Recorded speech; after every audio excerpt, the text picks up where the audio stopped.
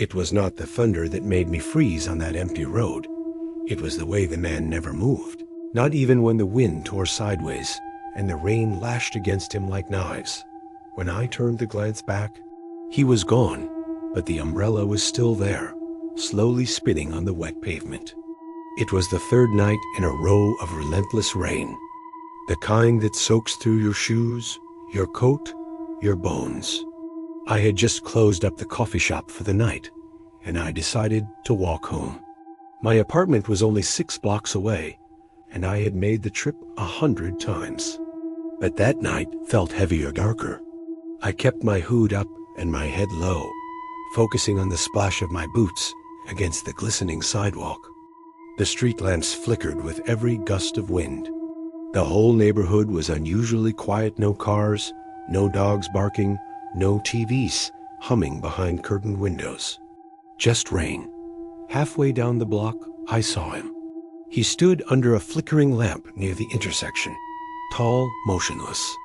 He held an old-style black umbrella tilted over his head, angled just enough to obscure his face. He was dressed in a black overcoat, and the water poured off him like he had been standing there for hours. I slowed down slightly, uneasy. There was something off about his posture, too straight, too still. He did not even seem to be breathing. I stepped out into the street to give him space. I did not want to pass directly in front of him. As I walked by, I glanced over once. Just once. Under the edge of the umbrella, I could not see a face. Just shadow. No glint of eyes, no reflection of skin. Just blackness. I kept moving. 5 seconds later, something made me stop. A strange stillness. I turned around. He was gone. The umbrella lay open on the ground, slowly rotating in the wind like a dead thing. I looked around the street. There was nowhere he could have gone. The nearest alley was 20 feet away, and even then, I would have heard splashing footsteps, right? But there was nothing. I stood there for a moment longer, heart pounding harder than I wanted to admit. Then I told myself it was nothing. Maybe he dropped the umbrella and ducked into a building. Maybe I just did not see it. I started walking again, faster this time. 2 blocks later, I passed another street lamp, and I swear to you, I saw wet footprints crossing the sidewalk ahead of me. They were too far apart to be mine. Too large, fresh. I stopped. I turned in a slow circle. No one. I walked the rest of the way home with my keys clenched between my fingers. That night, I had trouble sleeping. I kept thinking about that umbrella on the pavement, spinning like something left behind. I live alone, and the silence of my apartment, usually comforting, felt oppressive. I turned on the hallway light and left it on. At around 2 a.m., I heard it. A tapping noise. Light but distinct. Tap, tap, tap. I froze. It was not inside. It was outside my window. I live on the 3rd floor. Slowly, I approached the window and pulled the curtain back just a crack. There was nothing there, just the rain crawling down the glass. I waited. 5 minutes passed, then 10. Eventually, I forced myself back to bed. But right as I was drifting off, I heard it again. A soft thump. I sat up and listened. The sound came from above. The roof. There is no rooftop access from inside the building. It is steep, slick when wet, and not meant for anyone to be up there. But I could hear footsteps, slow, deliberate steps walking across the ceiling, directly above me. Then they stopped.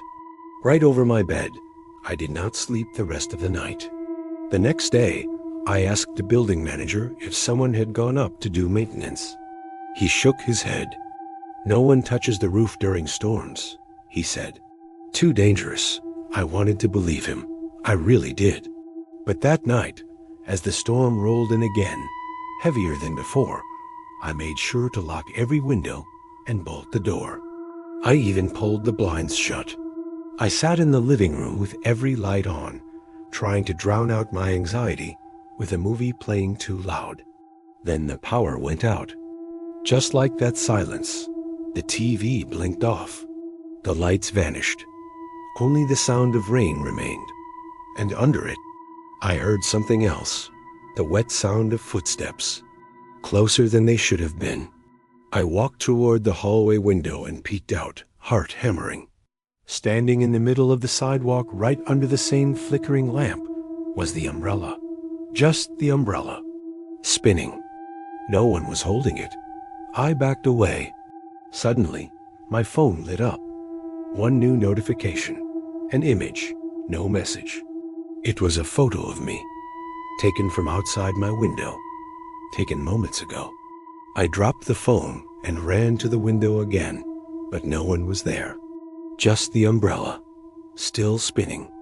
I shut every curtain, backed away, and sat in the center of my apartment until sunrise. I never saw the man again. But sometimes, on nights when the rain is especially heavy, I find wet footprints on my balcony. And once, I woke up to find a black umbrella propped outside my door dripping. No note. No explanation. I threw it away. But it came back. Each time the wipers slid across the glass, the road cleared, and I could see someone sitting in my back seat through the mirror. But every time I turned around, it was empty. Just for a second. It started on a Saturday night. I had been visiting my brother in a small town a few hours from mine, and I left later than I should have. The weather had turned dark clouds rolling in like smoke, and by the time I pulled onto the interstate, rain was coming down in sheets. I drove a beat-up Nissan that handled storms like a rowboat. The wipers screeched every time they passed across the windshield, barely keeping up with the downpour. Visibility was awful, and the headlights reflected in the rain like a wall of white noise. I tried to focus on the lane lines, keep the music low, and get home before midnight, just a straight shot south. I had done the drive a dozen times, but the storm made it feel like unfamiliar territory. About 20 minutes in, I started to feel off, like I was not alone in the car. I glanced in the rearview mirror out of habit and saw nothing but my back seat and the hazy red glow of taillights behind me. Still, the feeling lingered. Not panic exactly, but that creeping sense that something is just behind you, waiting. That was when the wipers did something strange. They wiped across the windshield, clearing the blur for just a second, and in the rearview mirror, I saw a silhouette. It was faint. Could have been a trick of the light. I leaned forward, staring hard at the reflection in the mirror. Nothing. I kept driving, chalking it up to exhaustion or stress. But then, 10 minutes later, it happened again. Swipe, clear road ahead, red glow behind. And for one instant, in that narrow window, the silhouette was back clearer this time. A dark figure, sitting directly in the middle of my back seat. I whipped my head around. Nothing. Just the old torn upholstery and my duffel bag on the floor. I told myself I was seeing things.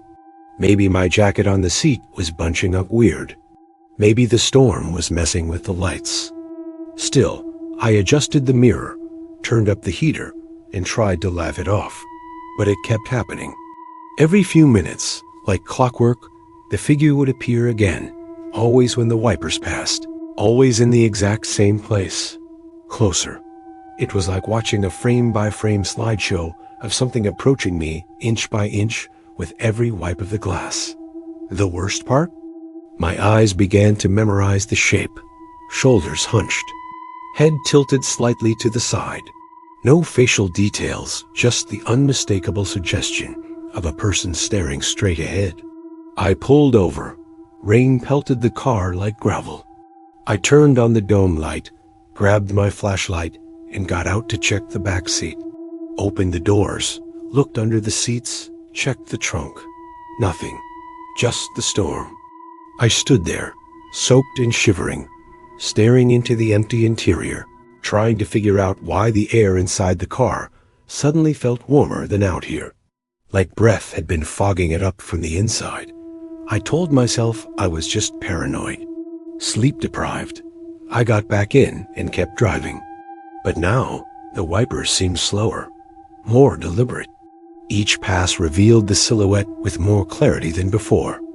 Now I could see its head had turned slightly angled toward the mirror. Toward me. I refused to look directly into the back seat again. I kept my hands on the wheel, knuckles white, jaw clenched, trying to think of something else. But the mirror was right there, and eventually I saw the shape lift its hand. It was subtle, just a movement. But I saw it. The figure was raising its hand up toward the back of my head. Then the radio cut out. Not static, not a song, just silence. I reached for the dial. When my hand touched it, the static exploded like a scream, sharp and broken, and the headlights flickered. The car felt like it jerked forward, like something heavy had just leaned in from behind. I pulled over again. This time, I did not get out. I sat there, breathing hard, eyes locked on the mirror. The silhouette was not there. Wipers passed. Still not there. Another swipe. Gone. I stared until my vision blurred. Maybe it had stopped. Maybe it was over. Maybe, on the next swipe, the figure was there again, but now its face was pressed to the glass. It was not a reflection. It was real. A pale face, stretched too thin, too long, almost featureless except for a wide, slit-like smile that seemed carved into the skin. Its hands were flat against the inside of the rear window. I slammed the gas. I do not remember the next 10 minutes of driving. I do not remember getting home. But when I pulled into my driveway, the car was empty. The radio was back to normal. The mirror showed nothing but the faint outline of my own terrified face. I never saw that figure again. But here is the part I never told anyone. That night, as I finally got out and shut the car door, I turned toward my house, and in the reflection of the driver's window, I saw that same face. Not in the back seat this time, but standing right behind me. Then it was gone. And I have never driven through rain the same way since. The rain was coming down in sheets, soaking everything in sight except for the man walking straight toward me. He was bone dry, as if the storm curved around him like he did not belong in this world. It happened last October. I had just gotten off a late shift at the diner where I worked weekends.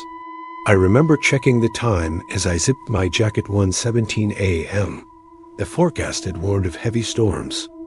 And sure enough, the streets outside shimmered with rain and the dull reflection of flickering streetlights. I lived only a few blocks away, and normally the walk helped me clear my head. That night, it felt different. As I turned onto Pinehurst Avenue, a quiet, tree-lined street that was empty at that hour, I became aware of how strangely silent the neighborhood had gotten. No wind, no cars, just the persistent patter of rain hitting the pavement and my own footsteps echoing in rhythm. Halfway down the block, I saw him. He was standing under a street lamp about 100 feet ahead of me. At first, I thought he might be a homeless man. He was dressed in layers of tattered clothing, but something about him made me slow down. Maybe it was how still he was, or the way the shadows clung to him, like the light above could not quite reach his face. Then I noticed it.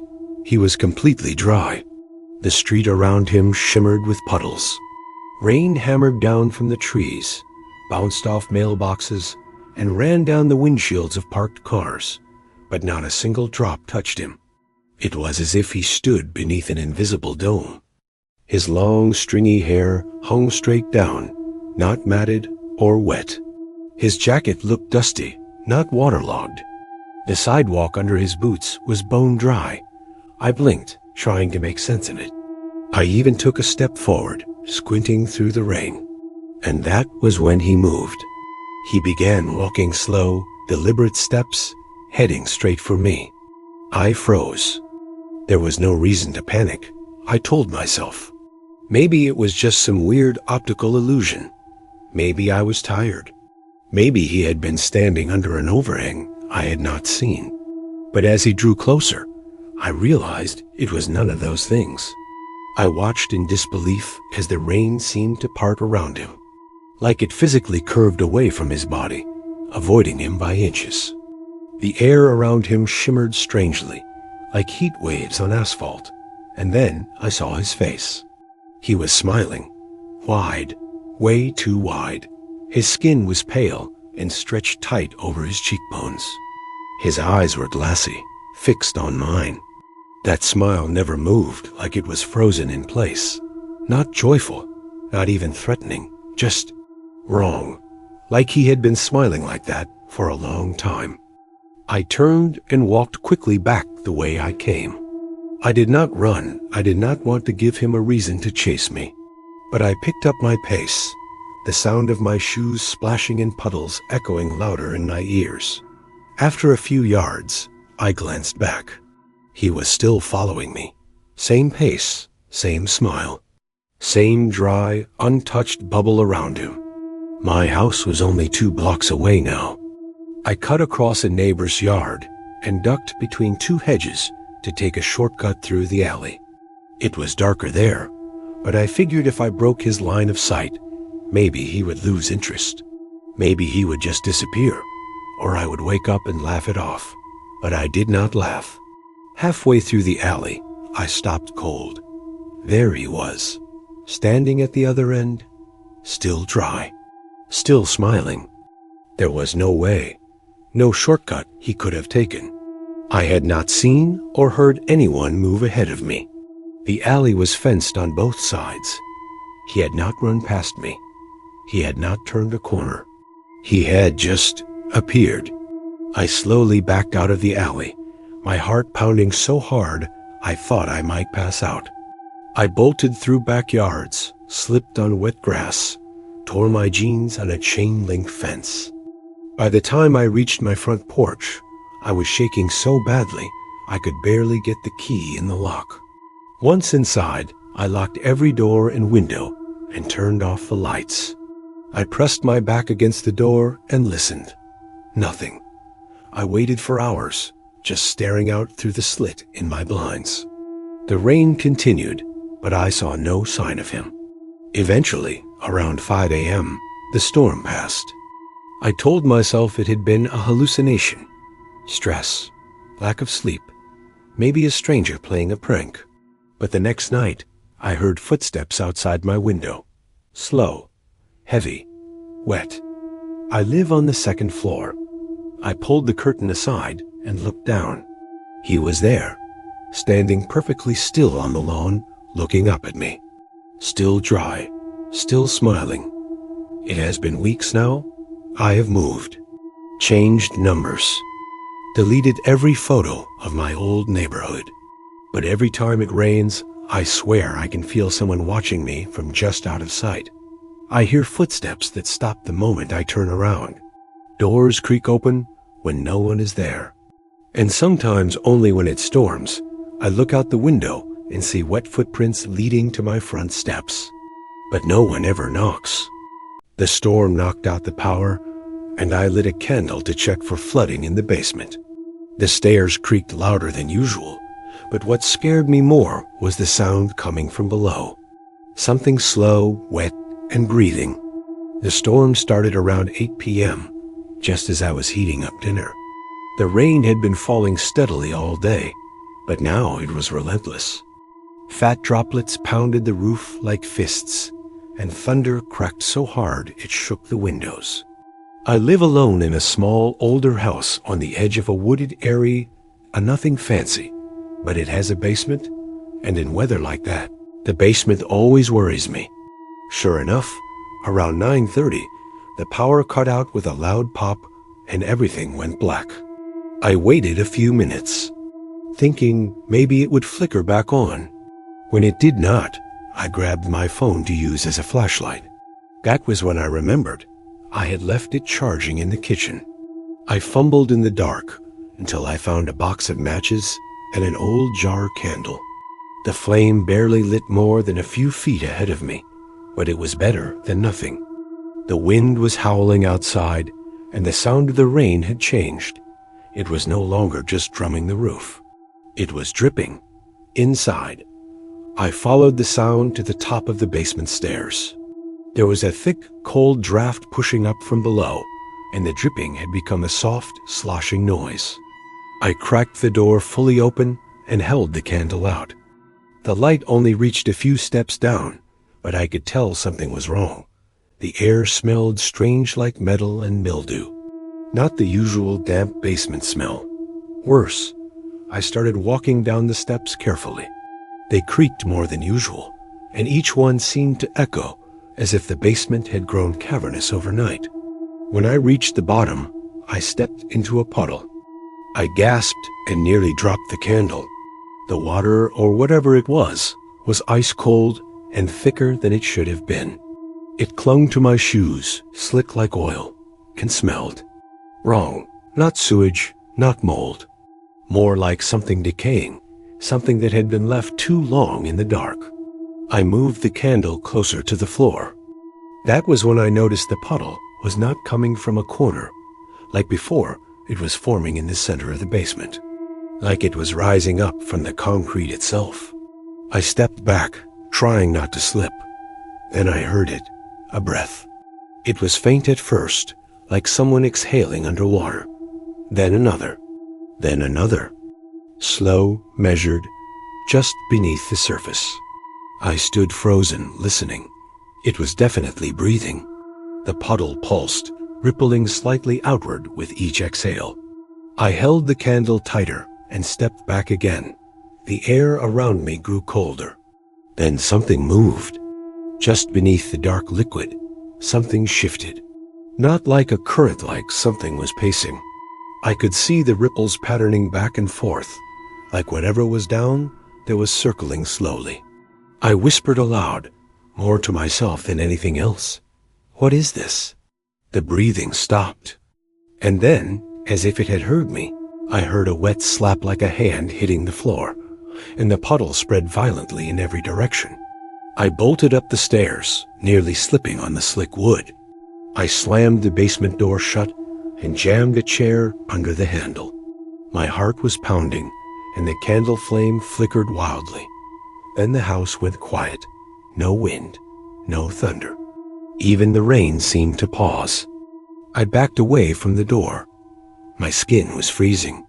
I checked the windows. They were still dark and streaked with rain, but the forest beyond them looked oddly still.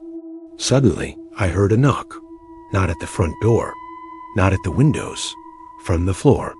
A single deliberate knock from beneath me. Then another, and another. It was moving, whatever it was. It was knocking from under the boards, as if searching for a weak spot. I slept in my car that night. I drove to a gas station, 5 miles away, and waited until morning. When I returned, the storm had passed. The basement was dry, not a single puddle. No smell, no trace. But sometimes, when it rains hard enough and the wind cuts just right, I hear it again. Breathing under the floor, slow, patient, pacing, waiting, and I know the next time it floods, it might not stop at the basement. I thought it was just the wind rattling the gutters, until I heard someone knock twice from beneath the street, followed by a whisper that somehow knew my name. It had been pouring all day, the kind of relentless rain that feels like it is trying to drown the sky.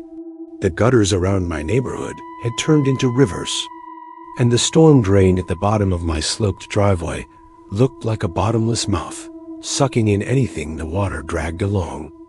I was alone that weekend. My parents had gone out of town to visit my aunt, and I had the house to myself. At first, I welcomed the solitude. The house felt cozy, wrapped in the sound of the rain hammering the roof. I turned on a horror movie, fixed myself some food, and planned on staying up late. There was something strangely calming about storms until that night. It started around 10:15 p.m. I was lying on the couch, halfway through the movie, when I heard a soft knocking sound. At first, I thought it was part of the film, but when I paused it, I realized the noise was coming from outside. It was not from the front door. It was lower, slower, more deliberate. 3 dull knocks, spaced evenly apart, like someone tapping wood from underground. I got up, walked over to the window, and looked out into the night. The floodlight above the garage cast a blurry halo over the driveway, where rain splashed and rolled down into the storm drain. For a moment, I thought I saw movement near the curb. I squinted. That was when I saw them fingers. Pale, thin fingers gripping the inside of the drain grate, like someone was hanging on from beneath. I blinked, trying to convince myself it was a trick of the light or maybe some debris caught on the edge. But the fingers twitched. Then came 2 more knocks. Slow, heavy. I felt a chill crawl up my spine. I grabbed my hoodie and stepped outside onto the porch. The air was colder than I expected, and the rain instantly soaked through my socks. I hesitated at the edge of the steps, staring down the driveway. The drain was about 15 feet away, at the lowest point near the street. Water was rushing over it in streams, and I could barely make out the fingers now. But then I saw them move again, retracting slightly. That was when I heard it. Eli, my name, whispered. I froze. I could barely hear it over the rain, but it was too clear. It came from the drain. My name, spoken in a raspy voice that sounded like dry leaves being dragged across asphalt. I took a slow step forward, heart pounding in my chest. Then, before I could move closer, I saw eyes. 2 wide, glassy eyes staring up from beneath the grate, completely motionless, blinking once. I have seen you sleep. I stumbled backward, nearly slipping on the wet concrete. I ran back into the house and slammed the door shut, flipping every lock. My body was shaking. I could barely breathe. I closed all the blinds and turned on every light in the house. I did not want to be alone anymore. I wanted to scream, but who would believe me? I finally dialed 911, hands trembling. I told the operator that I had seen someone in the storm drain outside my house, maybe a person stuck or hiding. 20 minutes later, a police cruiser pulled up. I watched from the upstairs window as a single officer got out with a flashlight. He walked slowly toward the drain, paused, knelt down, and shone the light inside. I could not see his expression clearly, but he stayed there only a few seconds before standing up again. He said something into his radio and walked back to the car. They found nothing. No one in the drain. No footprints. No sign anyone had been there. The officer knocked on my door and politely told me it was probably a false alarm. He said that the heavy rain could play tricks on the eyes and ears, and maybe I had seen trash or runoff shifting in the water. I knew what I saw. I knew what I heard.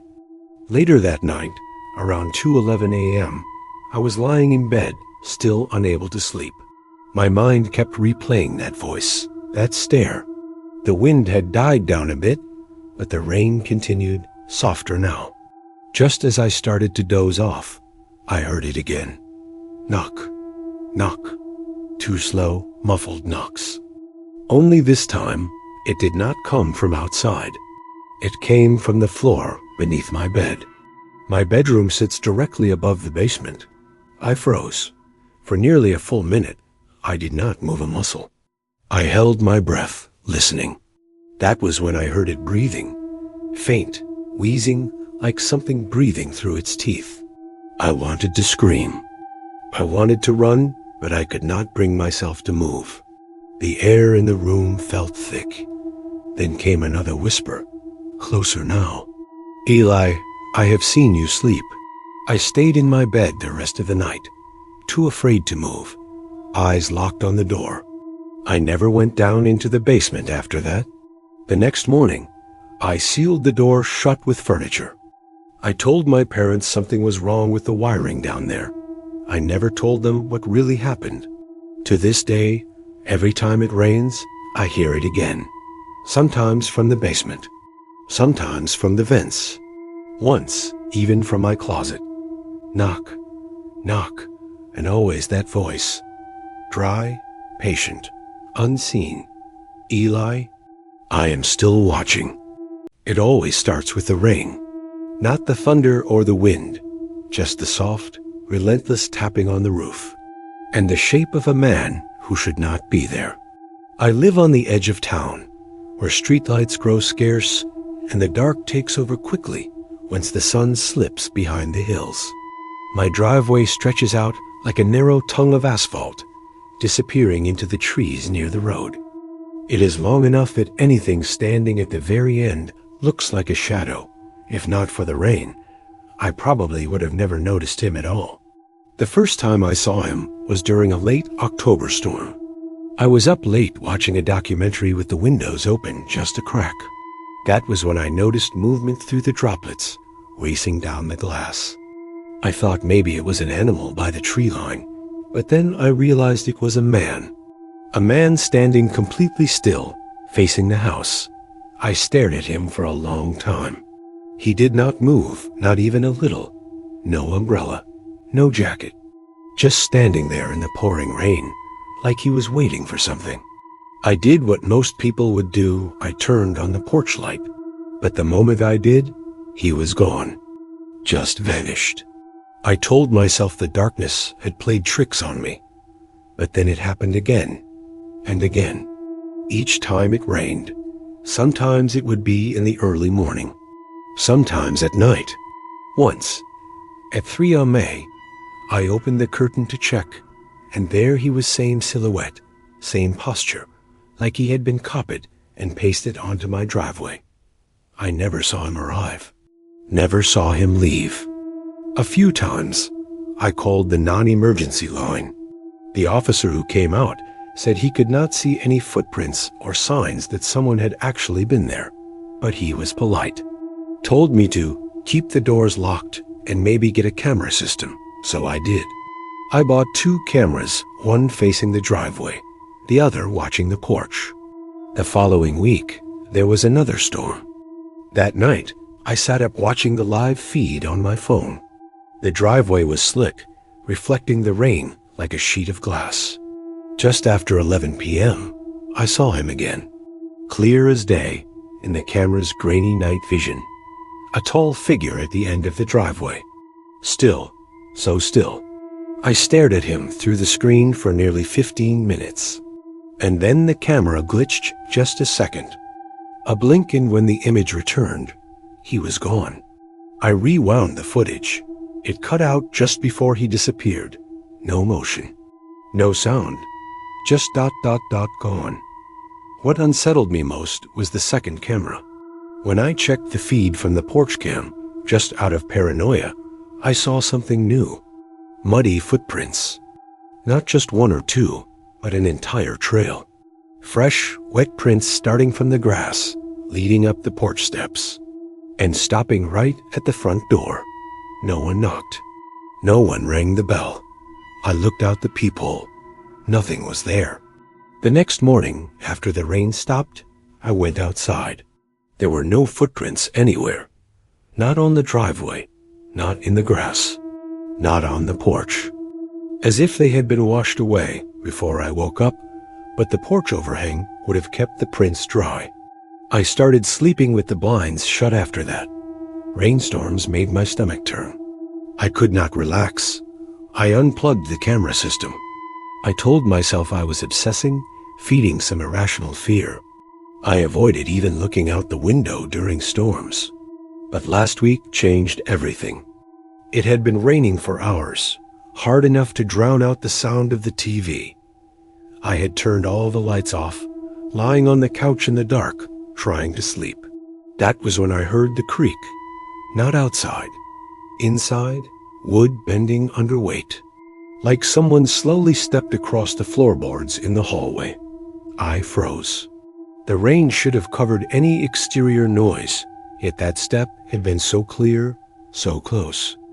I reached for my phone and flipped on the flashlight. The hallway was empty, silent. Then came the knock, not at the door, not on the window. It came from the back of the house, from inside the laundry room. 3 slow knocks, rhythmic, intentional. I stepped toward the room, barefoot, the floor cold beneath me. My heart beat so loud I could barely hear the rain anymore. The laundry room door was shut, though I always left it open. I pressed my ear to it. Nothing. I opened the door. No one was there, but the back door, locked, deadbolted, was wet, as if someone had been standing on the other side. A single muddy footprint marked the floor. The next morning, I reinstalled the cameras. Now, I watch every time it rains. The man always returns. He stands at the end of the driveway, never coming closer, never waving, never moving. But now, I do not wait for him to vanish. I wait to see if he will get closer again. Last night, I heard my door handle jiggle, just once, and when I opened the app, both cameras had gone offline. This morning, my front step was clean, but just below it, pressed into the mud, were two long footprints pointed toward the house, as though someone had finally decided to start walking. And the next storm is coming tonight. I always thought the crackling during storms was just interference. But last week, through the static, I heard a voice whisper something I will never forget.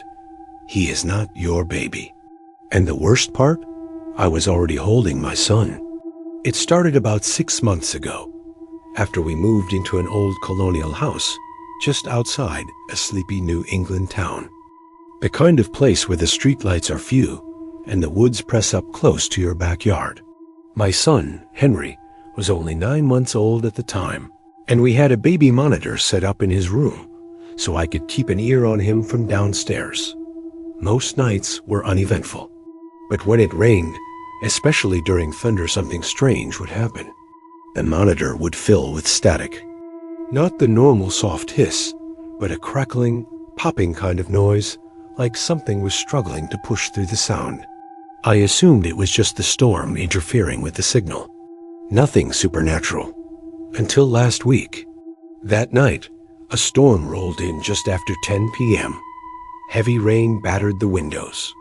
Thunder shook the glass. I was in the living room, reading, with Henry already asleep upstairs. I kept the monitor next to me on the end table, as always. The static started again, louder than usual. I was used to that. But then something pushed through it. At first, it was just a low hum, like someone breathing. I leaned in, confused. Then, it stopped completely for a moment, replaced by complete silence, until a voice, soft and raspy, whispered clearly through the speaker. "He is not your baby." My whole body froze. The voice was wrong. Flat, lifeless. It did not sound like a person, so much as a recording of one like it was mimicking human speech. I stared at the monitor, half expecting more. Nothing, just static. I remember laughing nervously, trying to explain it away. Maybe a neighbor's signal crossed into ours. Maybe something electronic picked up the wrong frequency. But as I reached for the stairs to check on Henry, a new, worse realization hit me. I was holding him. He had fallen asleep in my arms after his bottle, and I had not wanted to disturb him. So I stayed curled on the couch with him nestled into my chest. His tiny hand was still gripping my shirt. So, who was in the nursery? I stood up, moving slowly. The monitor was still crackling. No more voices. My heart was beating so hard it was shaking my vision. I climbed the stairs one at a time, listening for any sound behind the nursery door. Nothing. I nudged it open with my foot. The room was empty. Crib untouched. The dim nightlight glowed softly against the far wall, illuminating the same rocking chair, the same stack of books, the same baby mobile gently spinning from the ceiling. But there was something off, something in the air. It felt heavy, thick like the humidity before lightning strikes. I backed out slowly, not seeing anything, but not feeling alone either. The next day, I checked the monitor system. Everything was normal. The receiver, the camera, the transmitter, nothing was out of place. I even replaced the batteries and reset it, just in case. Maybe I was just tired, stressed. I tried to put it out of my mind, but the next storm came 2 nights later. And this time, I recorded it. The voice came through again, same dry, breathless tone.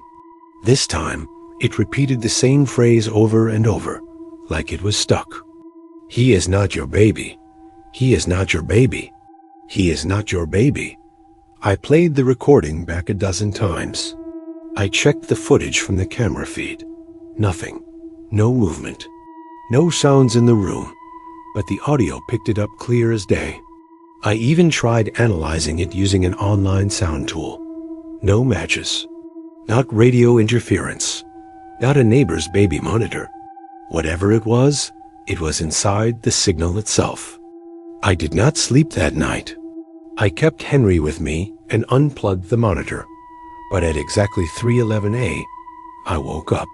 Not from a sound, but a feeling like something was watching me.